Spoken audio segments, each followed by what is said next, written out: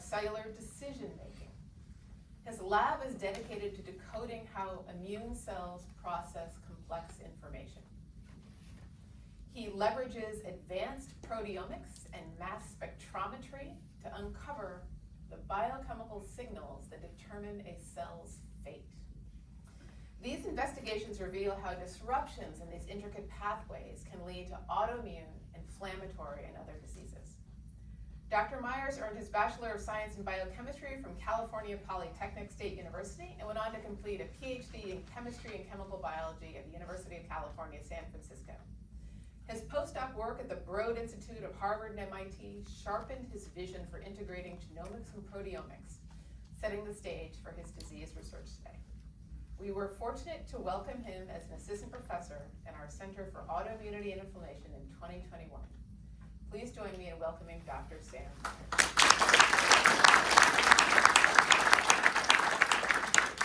Okay, now let's dive into our panel discussion beyond the diagnosis, the autoimmunity research reshaping lives. We will start with some prepared questions to guide the conversation, and then we'll open the floor for audience Q&A. So let me come around so I'm not talking at the backs of your heads. Okay, so let's begin with George.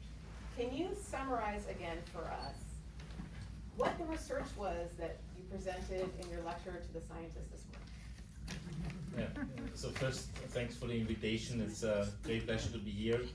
I think I am here in the hub of immunology and of clinical medicine, and I think it's always exciting to see that and the quality of research here.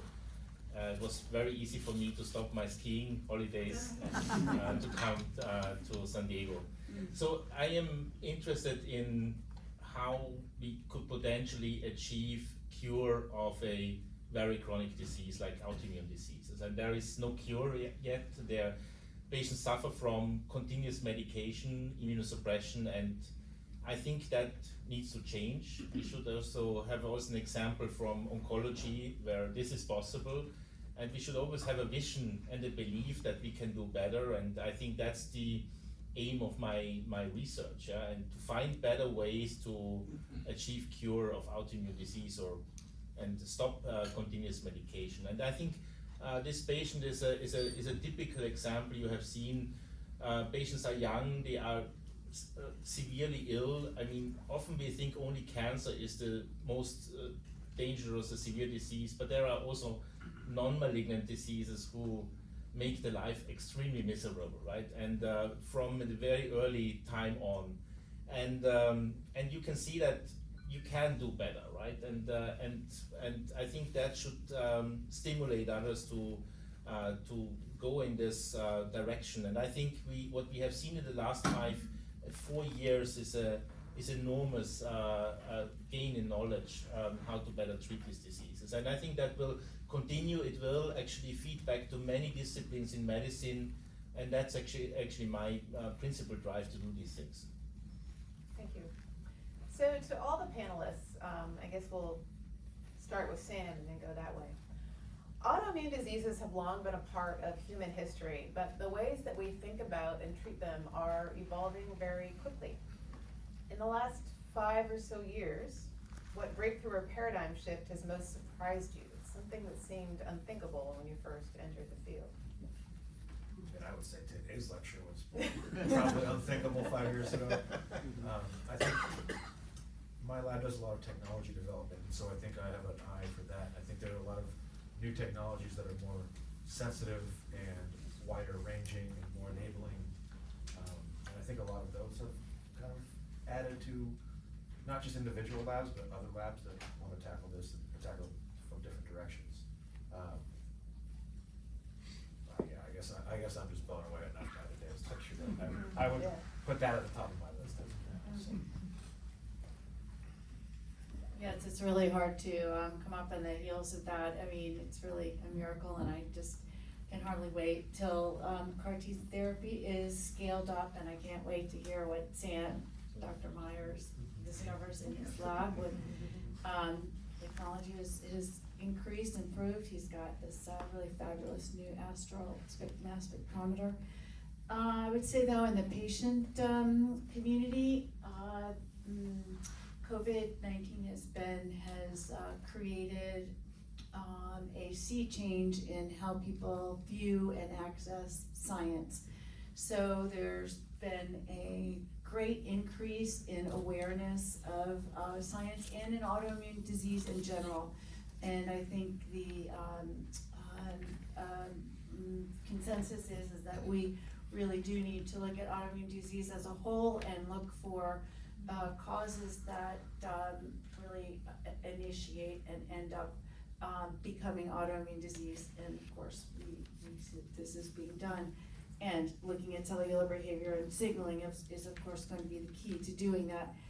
So I think people are no longer skeptical about autoimmune disease. This was really a very large barrier or to overcome, frankly, because so much of it was considered psychological.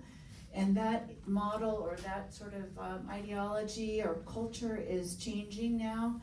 We realize that so many of these illnesses are, in fact, they are physiological, they're neurological. And now we're finding biomarkers and we're understanding the process. We've learned a lot about the microbiome in the gut and how it's connected with behavior and you know, neurological problems like, you know, ADD or anxiety, et cetera. So to me, that's a tremendous sea change in the way people view autoimmune disease. And I'm very heartened by the fact that science is so wonderfully accessible to people and they are accessing it through PubMed, through our website too. We're trying to translate, you know, PubMed articles in science for the layperson. So those are some of the wonderful developments I think that we have been seeing. Thank you. Oh, Yes, right. So, yeah, I agree that clinically, as a rheumatologist, that we see patients every day, and we are in the. Is your mic on? It's on. It's on, Just okay. very listen. close to your chest. Okay, Yeah. okay, sorry. So I was going to mention that I think rheumatologists in our generation that we started like a rheumatology 20-25 years ago, we had nothing to offer to our patients. We had just a couple of like therapies, and we were told when we learned rheumatology that they were like chronic diseases. They would not cure, and we simply had to find maybe better therapies to control the symptoms. That was it.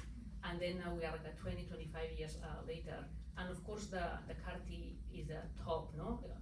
It will cure the disease. But even all the research trying to understand the biologics therapies. I also want to mention signaling pathways. No, we have a new group of medications that JAK inhibitors that it actually are very good. Like the same as we couldn't believe that TNF, it was upstream. We also couldn't believe that JAK inhibitor, the JAKs, they were actually upstream enough. And we treat a lot of patients, a lot of diseases now with these medications. So I would say that is also important.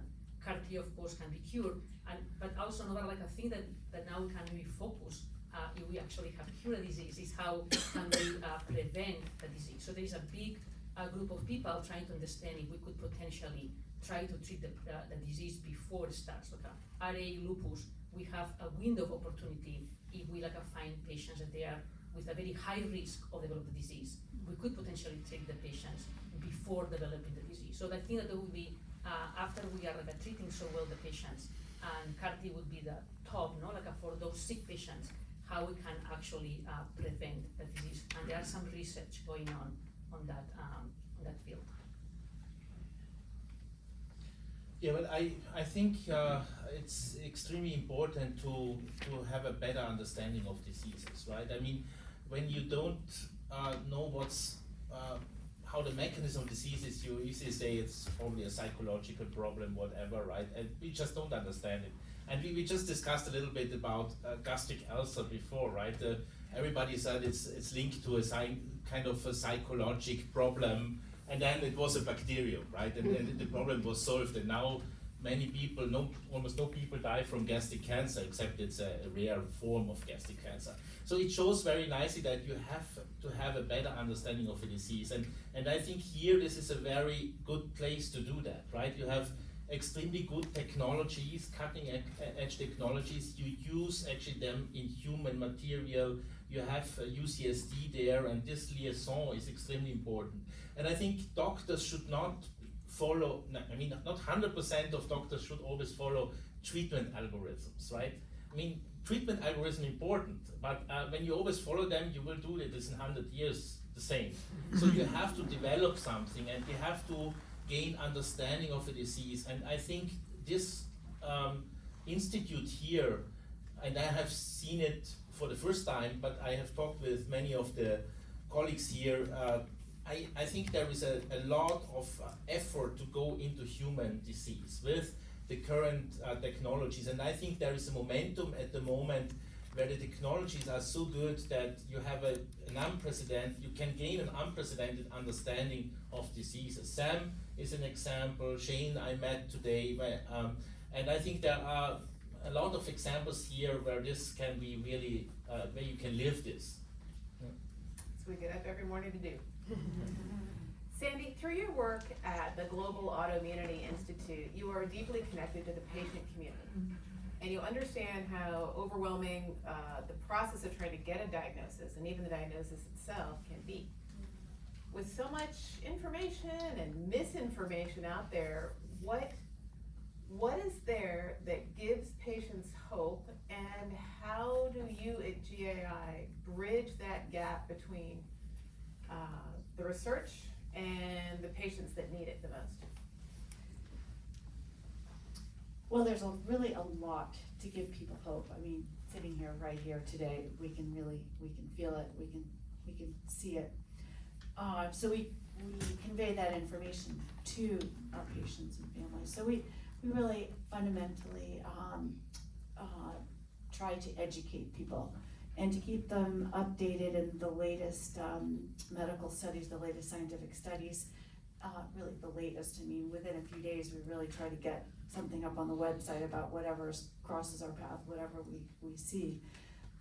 So I would say through information, education, we address in articles by science writers various issues that are of import to them. I can't wait really to, we give them information about where they can try to go find treatment centers that address autoimmune disease. But I'm really chomping at the bit to be able to direct them to centers that will be able to treat them with CAR T cells. And so we're sort of, we are very anxious and eager to see more therapies, right? It's great to hear what you're working on too. Well, I think there's a lot for a reason for hope. We hope. I mean, we hope things don't change. Yeah. We are all hoping. We're sitting tight in our seats. So I congratulate you so much for your dedication, and so happy to be here. Really a thrill. Thank you. Dr. Schett, you have pioneered CAR T therapy for lupus, showing that it's possible to reboot the immune system into long-term remission. Can you explain to us exactly what is happening there at the cellular level? How does it work? Yes, I mean, CAR T cells comes from cancer medicine, especially treatment of leukemia and lymphoma, right? And the concept here is that you have to completely eradicate a cell lineage because one single malignant cell can reconstitute the cancer. So the CAR principle is that a cell actually is a living drug and recognizes an enemy cell, so to say, and can completely eradicate it. And this principle is extremely interesting in autoimmune disease because we know that autoimmune disease are driven by a certain form of lymphocytes, the B cells, which are a key target cell of CAR T cells. So what CAR T cells are doing is they basically reboot in a way the immune system in a way that they eradicate all the B cells, and then the B cells come back from bone marrow precursors in a naive, innocent way. Yeah, and then actually basically it seems that autoimmunity doesn't come easily again. It was quite interesting because these people are then challenged by infections, by vaccinations, by sunburn occasionally, or sun exposure, which is important in lupus pathogenesis, and they don't get the disease so easily back. So there is kind of a gatekeeper again, obviously, which is built up, which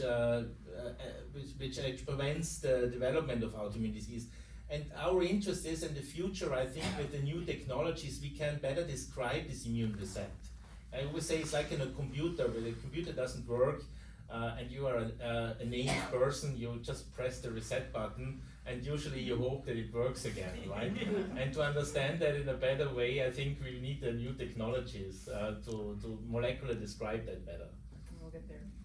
So Dr. Guma, your research is that. Your research is the metabolic changes that drive inflammation in autoimmune diseases like rheumatoid arthritis. Traditionally, we relied on broad immunosuppressants, just like a sledgehammer knock down the immune power. But your work finds that a more precision strategy targeting specific metabolic pathways could offer a better approach. So what emerging discoveries in that area give you more confidence that we're moving toward a new era? So basically now our field, rheumatology, thanks to this consortium actually, NIH and pharma, is like trying to get more information about the tissue. Like it's very important, the immune system in the blood. Of course, if we have lymph nodes, it's even better. But there are these like now, because of the new technologies, trying to get tissue from kidney, for instance, in lupus patients, synovial tissue for like arthritis.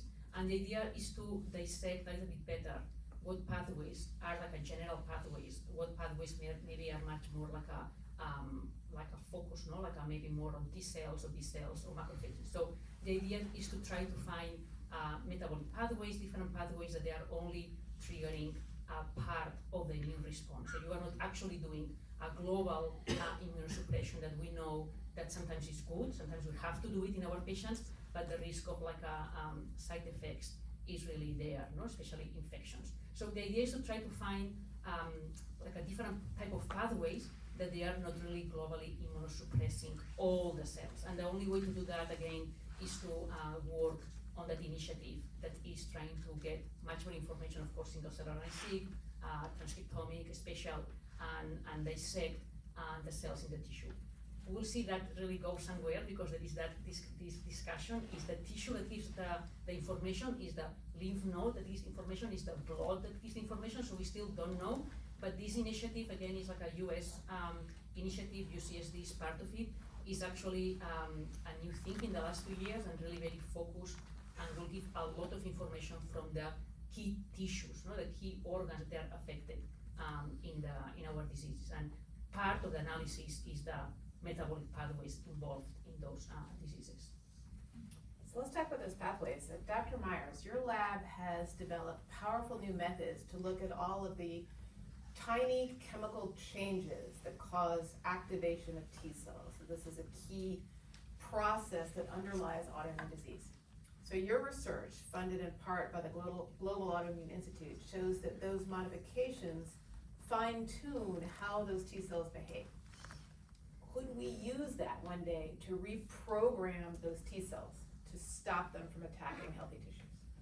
I certainly hope so. Yeah. I mean, we're doing that right now. So with funding from GAI and the National Institute of Health, we are actually testing these hypotheses of, can we make more fine-tuned changes to alter how a cell behaves? And so kind of the technology she's referring to is, typically we look at these pathways by a handful of landmark signaling events, and then we look at a handful of genes that are turned on. And in my lab, what we do is we develop technology, so instead of a dozen phosphorylations, we can look at 20,000. And we recently developed technology to where we can now test those 20,000 and see, how each mutation, how each change that we make in that cell changes its outcome. What genes does it no longer turn on? And if we can start to fine-tune that and understand the rules governing that, we could potentially say, I want to turn off this particular gene that we know is important in T cells or activating in autoimmune diseases. So we're kind of at the initial steps of it now, but it's looking very promising, and we are gathering both collaborators and other types of data to really show that this is not as crazy as I would have thought it would have been. But so that's really exciting for us. Okay, lightning round, 2 questions, all of you. We hear a lot about turning research into real treatments, but the wait can feel endless when you are a patient. What is the biggest roadblock slowing down progress? We'll start with Dr. Schett and then from this way. Fear. Fear. Fear. I think fear is the biggest roadblock, and fear creates a lot of bureaucratic and regulatory obstacles, and these decisions are often made by people who are not affected by the disease, right? Because patients suffering from a severe disease, they want help, and they want sometimes also to take a risk to get better. And I think we are extremely in a risk-adverse world, right? And that delays substantially the transition from innovation to clinical use. So that's a simple answer, right? But I like simple answers sometimes. Fear. Dr. Gilman, rapidly. Just a second, I really agree about the fear thing that you said. But I was going to say, to be honest, that at least here in US is money. Because it's so expensive to do research here. Simple as that. I mean, I'm from Europe, and I can compare, the costs, and maybe because of the regulatory things, there are a lot of reasons why, but it's really, really, really very expensive doing research now. So I think one of the limitations sometimes is money, because going to this paradigm that, okay, we have things to offer to the patient, okay, but how we build this trial, how we move this forward is really expensive. So unfortunately, I have to say that is one of the big limitations. Sandy? I have a more general answer, which is that I think we have a really high degree of scientific illiteracy in our country. It really worries me a great deal. I mean, especially because we can see that now we are subject to waves of that are fueled by fear, irrational fear, and also ignorance. And so I think we really need to address that. I mean, people are hesitant to learn. They can't understand the basic premise of science and fact and truth. Things. I think that's something we need to overcome. We have difficulties as far as connecting, or as far as the demands that we put on our physicians. Don't really have enough physicians anyway. They don't have enough time. They don't have enough time to do to see their patients and to learn about what the latest science is. They're just stretched so incredibly thin. So I would add just those couple of things to your comments. Thank you. Sam, greatest roadblock. I'll try to incorporate everybody's answer and say public communication, right? If we, I don't know, I guess, I'm on the scientific side, so I see a scientific article and I can understand the language. I've been learning the language for 20 years, but, you need to explain these things to your benchmate. You need to explain it to people down the hallway, across the hallway, on the other side of the fence in your backyard, right? Does your neighbor understand why we're doing these things, why we need to take a risk, why we need to fund it, why we need to put more people, to actually have an effect, right? So I would say that maybe the way we're communicating our science publicly has some room for improvement. Last lightning question in just a couple words each before we turn questions to our audience. If you could fast track one thing you're working on now, what would it be and why? In a few words, Dr. Schett. I'm not sure if I understand the question. If you could fast track one thing you're working on now, what would it be and why? Well, I work on the lymph nodes of these patients and want to understand what's going on there, because there the disease starts in a way, right? It's the lymphatic organs, and I think that's something which fascinates me, to go to the tissue, right? Similar like you said. Dr. Goodman. So to say something different than the tissue, something that we discussed before, nothing to do that we just discussed, but it's also something that I do that we don't know if it will go somewhere, is actually the interaction between microbiome, the metabolism that we were discussing before, and actually the immune response. Because there are so many people talking about what's going on with the microbiome and the metabolism, and then also the response to treatment, that I really would like to know 5 years from now, either something always like a chit-chat, or really there is something that we can really modulate, and that would be great for the patients if we can really modulate the microbiome and the metabolism and the immune response. So that is what I would like to see.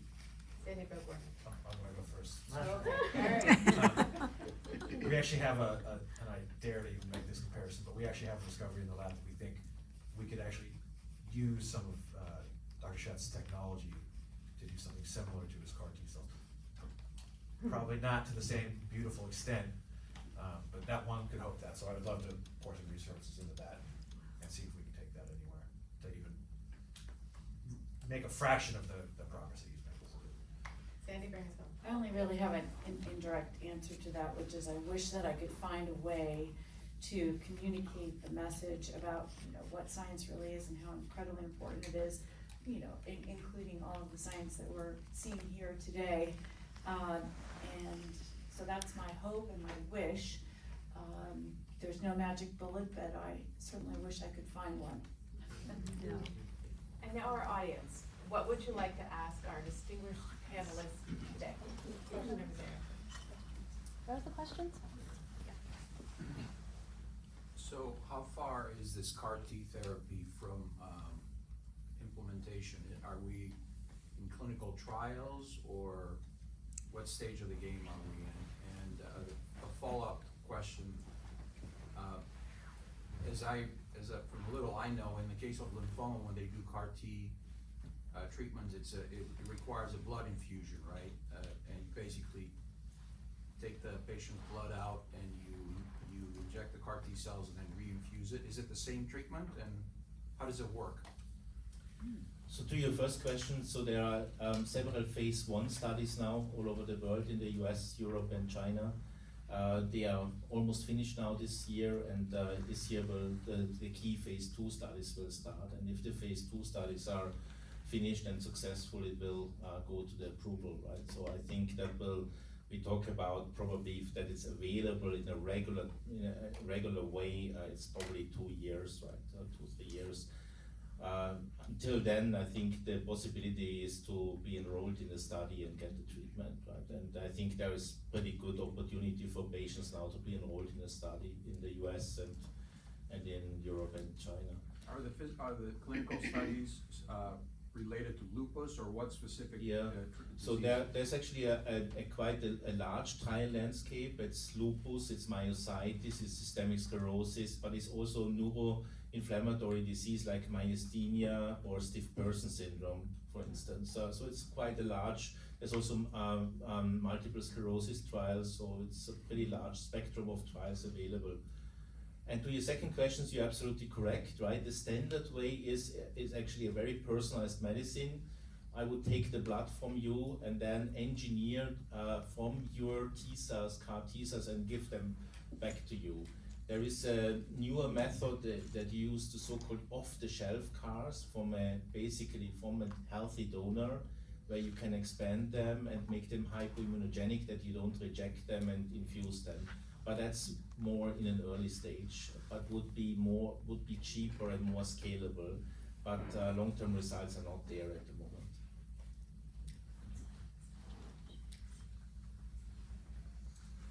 Thank you all for presenting this. I really appreciate it. In bridging medicine and science, one of the things we know is that these diseases present very differently in different patients, and so you showed us a very severe case of lupus. Certainly there are other stages. Same with really any of these. So I'm wondering if maybe some of you can address how we gain information from those different stages of disease that tell us either subsets of disease or the omics of where we might treat, and sort of the interface of the basic research we're doing now to understand this, and how we then translate that back into patients.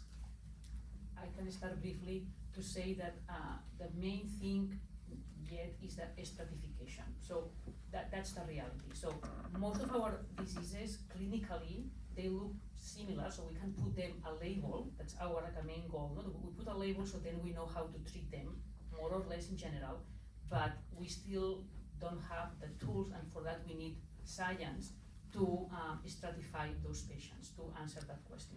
And then he can mention about the CAR Ts. in particular, but in general, we know that all our medications, when we give that to a patient, not so sick patients, not like a more like if 1/3 of the patients, they will respond very well, 1/3 will respond, but so-so, and 1/3 will not respond. The 1/3 rule, I don't know why, but it's actually quite universal in our diseases, okay? And that is kind of like is puzzling, but that we need that information to stratify the patients and then go further. You want to comment on the CAR T? Yeah, I mean, I just want to highlight what you said is absolutely correct, right? There's a spectrum. In each of the autoimmune diseases, you have a big spectrum, right? From very mild to very severe. And I would say that only a fraction of the patient is very severe, right? And these patients you have to identify early, yeah, because they accrue damage very fast, and then you cannot reverse it, right? And you have seen that what happens with this young man, right? There is already, he will never walk normally, right? Because there is damage. But if you would have done this probably half a year later or 3 months later, he would be in the wheelchair. So I think the key point, and I think we have discussed that, is to identify these subgroup of patients who really progress fast. And that's, I think, one way is actually to do better tissue analysis, and that's now done widely, I think also in the US through the AMP consortium, right? Which is, I think, a very, very nice development. For this consortium at the beginning, of course, it's like a cross-sectional, you try to understand any type of patient, but now they are much more trying to understand early arthritis and then follow those patients to identify those subsets. So some lupus patients, they will be for years having not affecting big organs, so they will not be organ, kind of like a focus lupus. Some patients in 2 years, they go to dialysis if you don't focus on the kidney. So those are the ones that maybe we cannot prevent the disease, but we can prevent those like organ damage. Then maybe the CAR T can be done way before, but you are identifying those sick patients.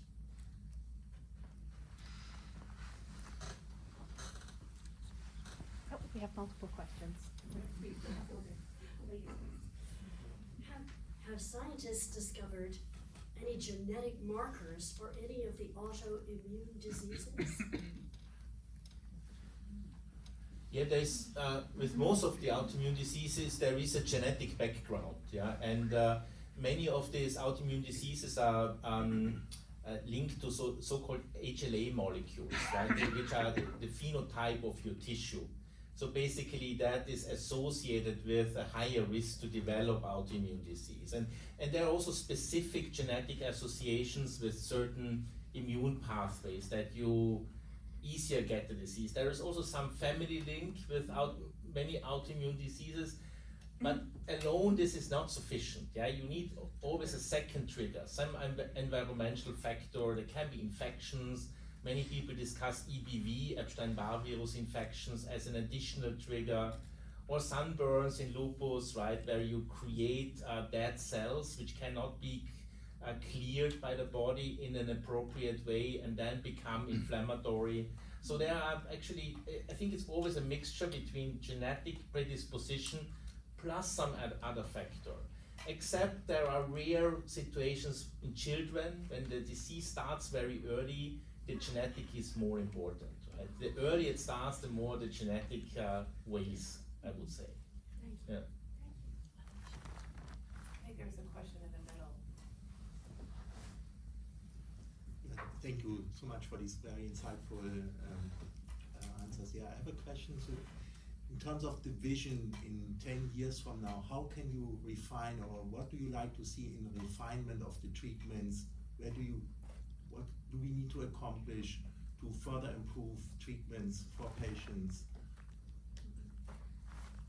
It's a little bit what we would discuss with him. No, I mean clinically, if you have a very sick relative, maybe you don't see it like this. But as a rheumatologist, like we see a lot of patients clinically, the patients are doing really much better. So the first step, that is not being able to offer practically anything, to be able to offer something that is accomplished with therapies like the JAK inhibitor we were discussing.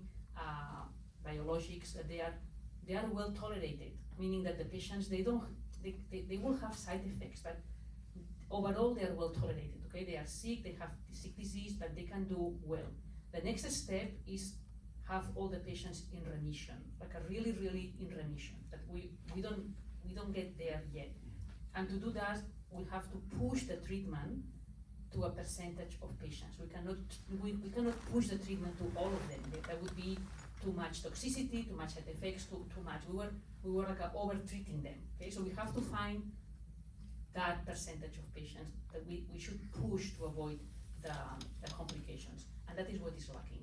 So what is lacking is the prediction, to predict those patients. And there are some initiatives that they try to do that, but that's, for me, is the main thing that now, and everybody's going in that direction. Now we need to predict a little bit better and do this personalized medicine. Last question.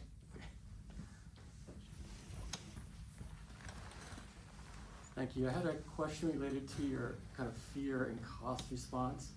So your research has really generated explosion of interest in the cell therapy field. But one of the challenges we have is finding the right patient.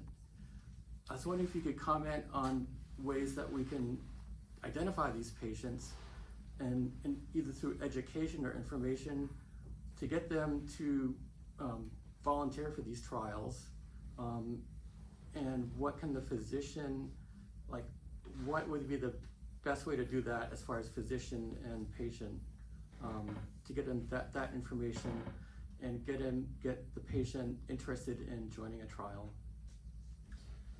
Yeah, that's a complex question. I think my experience is often that patients are very interested to participate in trials, often even against their family physician, right? Because often physicians are also risk adverse, conservative. They have treated the patient the last 20 years with the same drugs.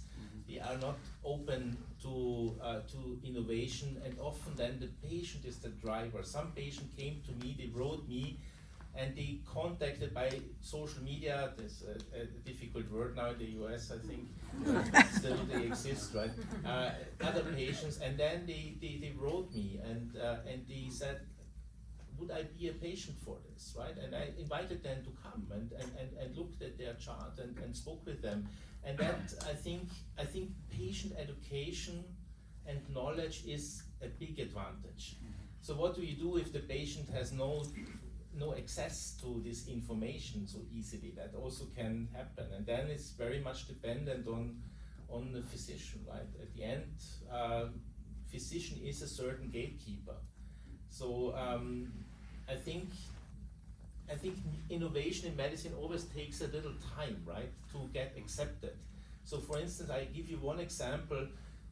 30 years ago, antibodies were developed to treat diseases, many diseases, autoimmune diseases and cancer. And at the beginning, all the people said, it's crazy to do injections for a chronic disease. Now everybody is on these injections and they are happy. But it took a while till actually community accepted that. And I think with any innovation, also with cellular therapy, it will be similar. It's now standard of care in cancer, right, already. And I think it will become standard of care in severe autoimmune disease in 5 years and 10 years. But it takes time. Yeah. I think dissemination of innovative information to improve patient care is a good place to start. So we have to conclude our formal Q&A here for time, but before we close, I want to express my deepest gratitude to all of you for joining us for our inaugural Lead Day today. This event was created to bridge research and real-world impact, and your presence, whether scientists, clinicians, patients, or supporters, has made that vision a reality.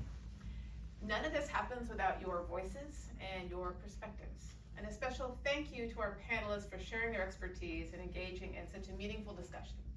Dr. Georg Schett, our honoree, who traveled all the way from Germany to share just 48 hours with us.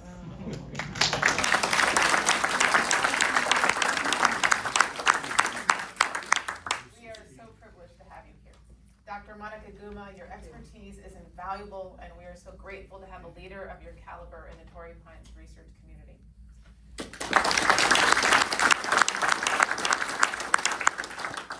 Dr. Sam Myers, thank you for sharing your research at LJI and for leading innovative efforts to push the boundaries of what is possible.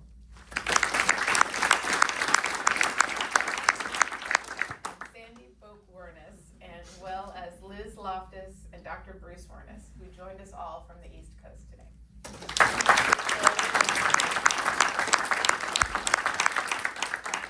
GAI's vision and support has made tonight's conversation possible, and we're deeply grateful for your commitment to uniting the patient and the research communities in pursuit of lasting solutions. Finally, I'd like to extend my deepest gratitude to LJI's board of directors. So many of you are here tonight. You are the visionaries behind everything that we do, the leaders whose guidance, whose generosity, and belief in the power of science make breakthroughs like what we've discussed today possible.